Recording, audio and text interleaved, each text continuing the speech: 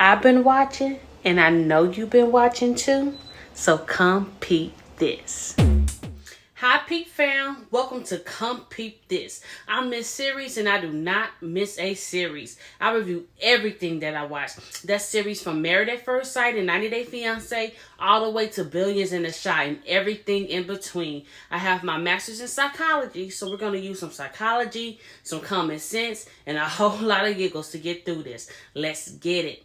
90 Day Fiance, Emily and Kobe. Whew. Oh my. Emily continues to act like an undisciplined child. She does. She acts like an undisciplined child. And this episode just confirms it. She's in rare form. I thought I was going to be able to review and give you a recap like I did no, this is a rant.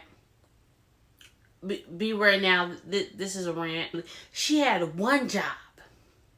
Emily had one job, one thing she could not do. Her dad placed one restriction on her, one common sense request on her. Just one. That's all. Just one. And what did she do? Exactly what she wanted. Like always. That's what she does. Emily does whatever she wants.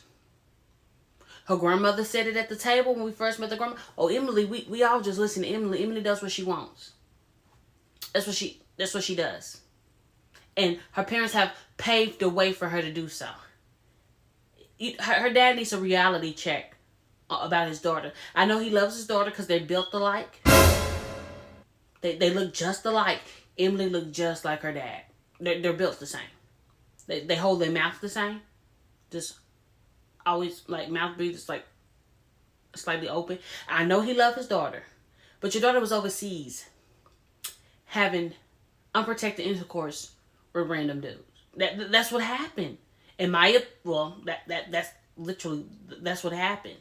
She didn't know Kobe. They met in China, and she got pregnant. That's who your daughter is. She's a big baby. She's a big baby, and she's underdeveloped socially, emotionally. Because her dad has coddled her. The mom has coddled her. The sister, the grandparent. Because Emily had one job, one thing she had to do, and she went to go do that.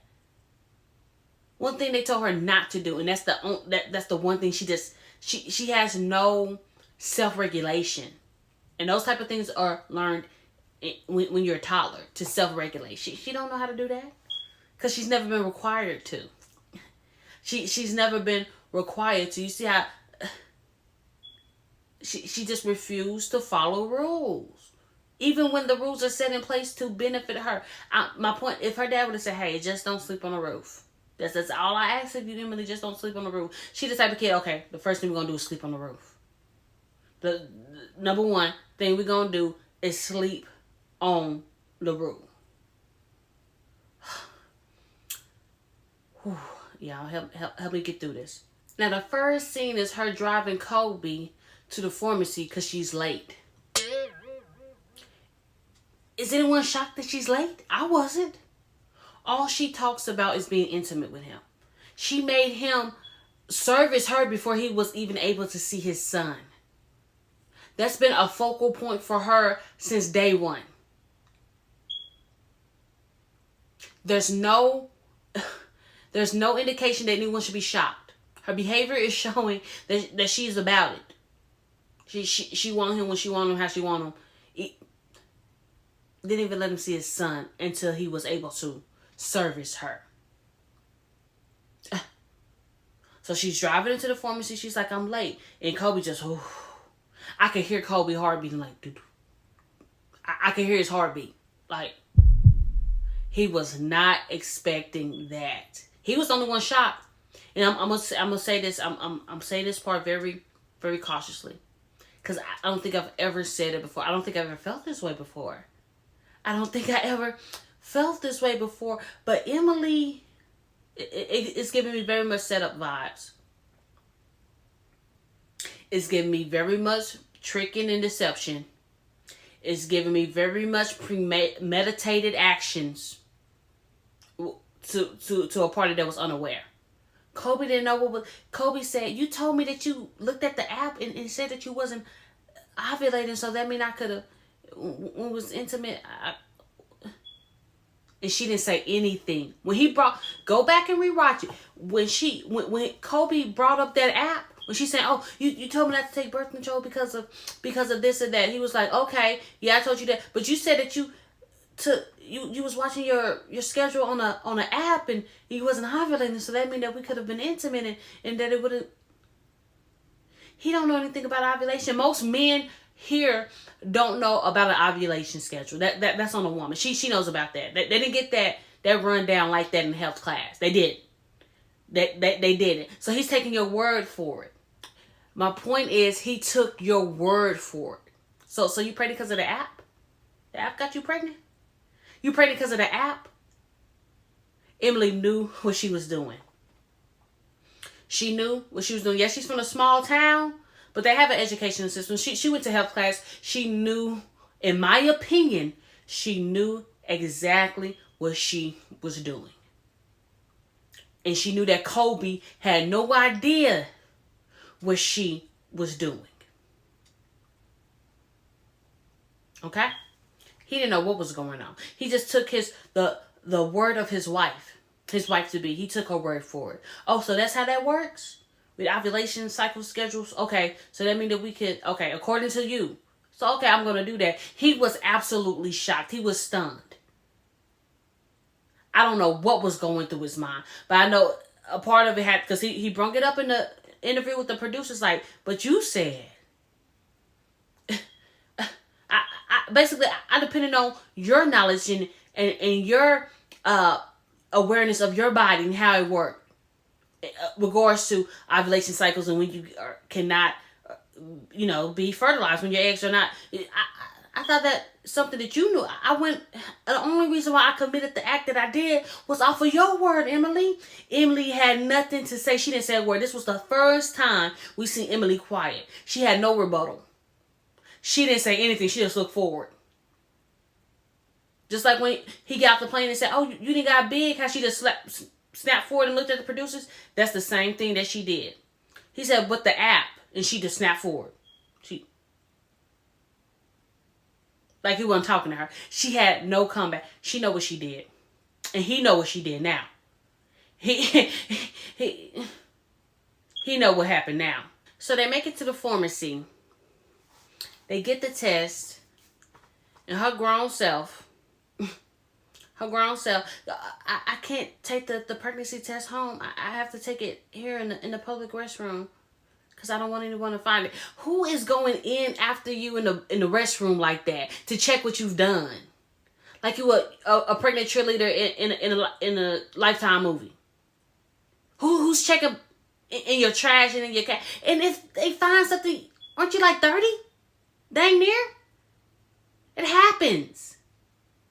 It happens. You having to go pee on the stick in a public Walgreens restroom because you scared someone may see you at the house? Grow up. You about to have your second kid? Grow up. You didn't grow up with your first. You didn't grow up with your age. So grow up now. Taking a test in the public, just extra, for no reason. Just I don't like to see adults do stupid stuff. Avoidable stuff that's just stupid. Like, I gotta take it in the public restroom. Take your big grown butt home. Go to your restroom. They have the whole bottom floor to themselves. At her dad's house. Or at her dad's estate. Because we all seen that drone overview. It's huge. It's huge. Go down to the basement. Go to the restroom. Handle your business. You didn't have to take it at the corner store like that. Like you just said, I didn't want to see you like that. I didn't want to see you having to use the corner store restroom like that. Like, do better. When in doubt, just do better. Oh my goodness, like a teenager, like a toddler. She's a big toddler to me. She gives me very much immature, underdeveloped. Coddled. Coddled. Then she come out the bathroom and guess what, y'all? She pregnant. Took 2 tests. 2. Both positive. 2 lines like, hey, hey. Both lines speaking to each other. Hey, hey. 2 lines. Both tests. And I Kobe just, oh my God. You would have thought Kobe just heard a sentence. Like he was just on trial and he heard a sentence.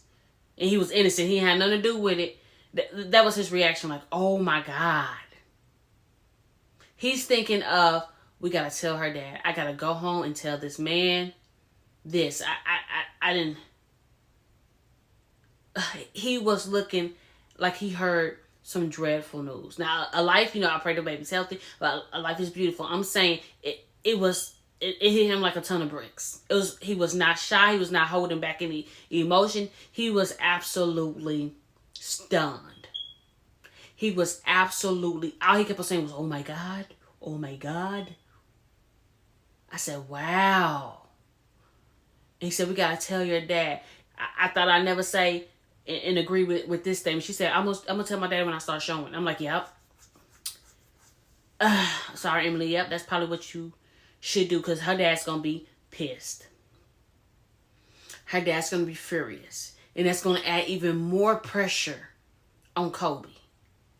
Even more pressure. Not the fact that another kid is coming, but the fact that dad has already been looking towards him like, okay, what you going to do? Like the dad didn't, nobody explained, even though we heard everybody explain how the K-1 visa worked, the dad has been looking at Kobe upside his head since he got there. What you going to do? How you going to provide?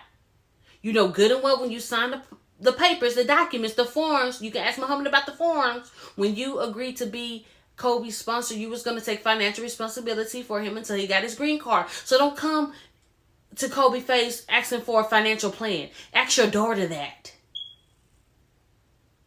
So if the dad was in Kobe's face, at his neck this whole time, now that it's another baby coming, wow.